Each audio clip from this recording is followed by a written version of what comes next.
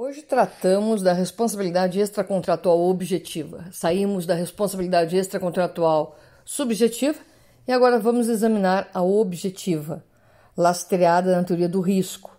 Na verdade, quando se trata de responsabilidade objetiva, tira-se o foco da conduta do agente, ou seja, não é uma questão de culpa mais, e sim de uma preocupação com a indenização pelo dano, né? Ou seja, vai para a vítima e o dano causado, o foco dessa responsabilidade. O fundamento da responsabilidade objetiva, para muitos juristas, nasce na França com a chamada teoria do risco, no final do século XIX, exatamente com o desenvolvimento industrial. Nós temos algumas modalidades ou subespécies de teoria do risco. Nós temos o risco proveito, o risco profissional, o risco excepcional, o risco criado e o risco integral. Pela teoria do risco proveito, responsável é aquele que tira o proveito da atividade danosa, com base no princípio de que onde está o ganho, aí reside o encargo. O suporte dessa teoria é a ideia de que o dano deve ser reparado por aquele que retira algum proveito ou vantagem do fato lesivo. Quem colhe os frutos da utilização de coisas ou atividades perigosas deve experimentar as consequências prejudiciais que dela decorrem. O problema é a conceituação do que seja proveito. Quando que uma pessoa efetivamente tira proveito de uma atividade. E, aliás, só uma atividade com proveito econômico seria ressarcível? Qual é esse tipo de proveito? É sempre no sentido de lucro, de vantagem econômica? Isso ficaria restrito aos comerciantes industriais. Não seria aplicado a casos em que a coisa causadora do dano não seria fonte de ganho. Por isso, essa não é uma modalidade muito aceita de teoria. A teoria do risco profissional sustenta que o dever de indenizar se lastreia sempre em que você tem um fato lesivo decorrente da atividade ou profissão do lesado. Ela foi exatamente criada para justificar a reparação dos acidentes ocorridos com os empregados no trabalho, o chamado acidente de trabalho, que aí era passivo de indenização independentemente de culpa do empregador. Então essa é uma situação também inconveniente porque fica adstrita às questões acidentárias. A teoria do risco excepcional, a reparação seria devida sempre que o dano for consequência de um risco excepcional que escapa à atividade comum da vítima, ainda que estranho ao trabalho que normalmente exerça. Seriam os casos de rede elétrica de alta tensão, exploração de energia nuclear. Aí também nós temos uma situação excepcional, mas que não abrange a coletividade. E hoje a gente tem o risco e o dano coletivo, que também ficam sujeitas. Se você tem uma usina nuclear, as pessoas ali na proximidade estão sujeitas. Se você tem um problema de alta tensão, há toda uma coletividade que poderá ser sujeita por conta dos danos causados. A teoria do risco criado teve entre nós, como adepto, Caio Mário da Silva Pereira, que sintetiza e postula a teoria do risco criado na seguinte modalidade: aquele que, em razão de sua atividade ou profissão, cria um perigo, está sujeito à reparação do dano que causar, salvo prova de haver adotado todas as medidas idôneas a evitá-lo. Então, no entender, o conceito é de que alguém que põe em funcionamento qualquer atividade responde pelos eventos danosos que essa atividade gera para os indivíduos, independentemente de determinar em cada caso se o dano é devido à imprudência, negligência, erro de conduta, e isso é que seria a teoria do risco criado. Aqui você tem apenas atenção no fato danoso. Responde civilmente aquele que, por sua atividade e profissão, expõe alguém ao risco de sofrer um dano. E nem sempre é assim. Acabei de falar das redes de alta tensão. Você não expõe ninguém a um dano por fazer a manutenção da rede, mas pode ocorrer que exista um dano independentemente de qualquer evento. E aí? Não há responsabilidade?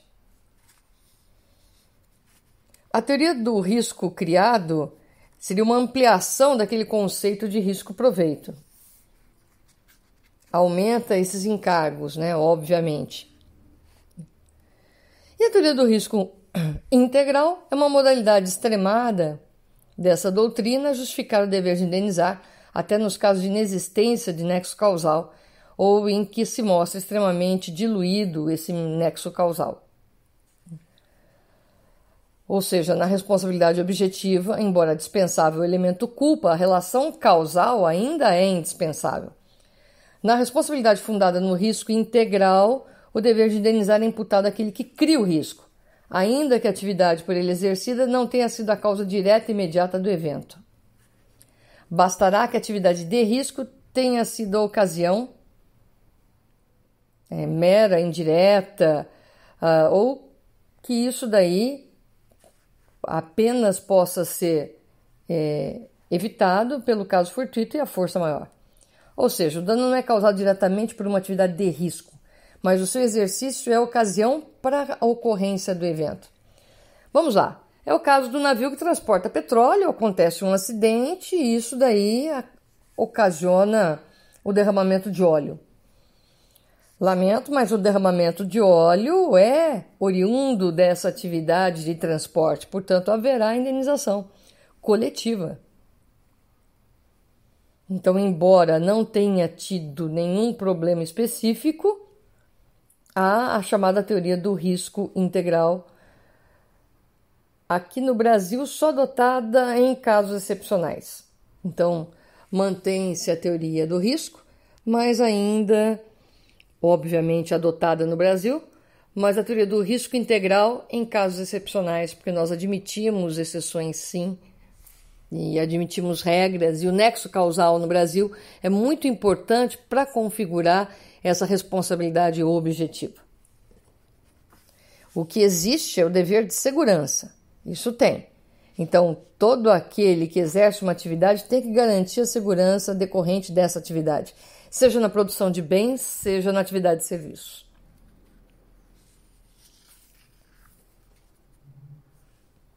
Então, está aí a configuração dessa responsabilidade objetiva, primeiro passo para que desenvolvamos a ideia das responsabilidades, seja no campo do direito digital, seja no campo do direito do consumidor, que serão as próximas a serem exibidas. Portanto, por responsabilidade objetiva, existe aí a obrigação de indenizar pela violação do direito de segurança da vítima, né? Na verdade, essa socialização dos riscos é uma tendência moderna. Hoje, a dívida da responsabilidade evoluiu para um crédito de indenizar, conforme já diz Lambert-Febvre, numa revista de direito civil francesa, publicada em 1987.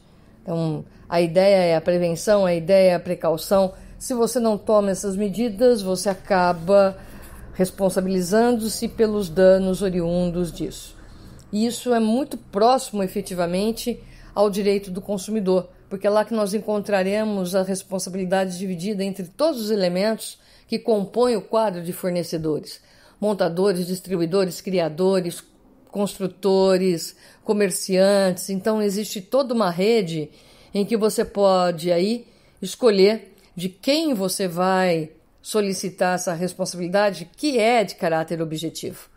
Claro está que essa responsabilização poderá, por via de regresso, aquele que foi demandado, intentar contra os demais até que se chegue à origem do dano efetivo, né? Então, eu posso demandar do distribuidor ou do importador, que depois vai demandar do fornecedor, mas isso pelos contratos comerciais, na responsabilização contratual. O consumidor não pode ser prejudicado, nós não podemos ser prejudicados. Portanto, hoje, o que a gente fala e o que se tem no Código Civil é a responsabilidade objetiva. Essa é a que vale. Não adianta ficar falando em presunção de responsabilidade, ou responsabilidade subjetiva presumida. Já vimos isso.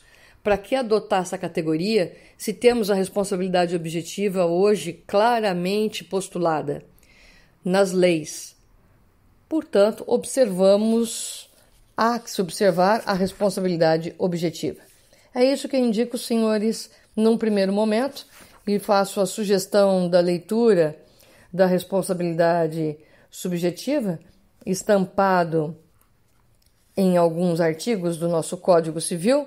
Os senhores vão encontrar no artigo 927, vão encontrar no artigo 932, 933, 936. Então, nós temos uma série de responsabilidades que alguns entendem que são presumidas, outros já caracterizam como responsabilidade objetiva mesmo. Porque essa é a ideia de exercer os nossos direitos e não vê-los violados pela atividade praticada por alguém ou pela utilização de um bem de consumo. Então, há que se cobrar, assim, a lesão feita e ter que ter um nexo causal. Obviamente que eu não vou escolher em qual supermercado eu vou reclamar, e sim naquele em que eu fiz a aquisição. Então, há que se ter um nexo causal, isso é necessário. Tá ok? Por isso que a gente não adota, via de regra, a responsabilidade pelo risco integral. Ficamos por aqui, nos vemos no nosso próximo encontro, trabalhando com a responsabilidade no espaço e no campo do direito do consumidor. Abraço virtual a todos.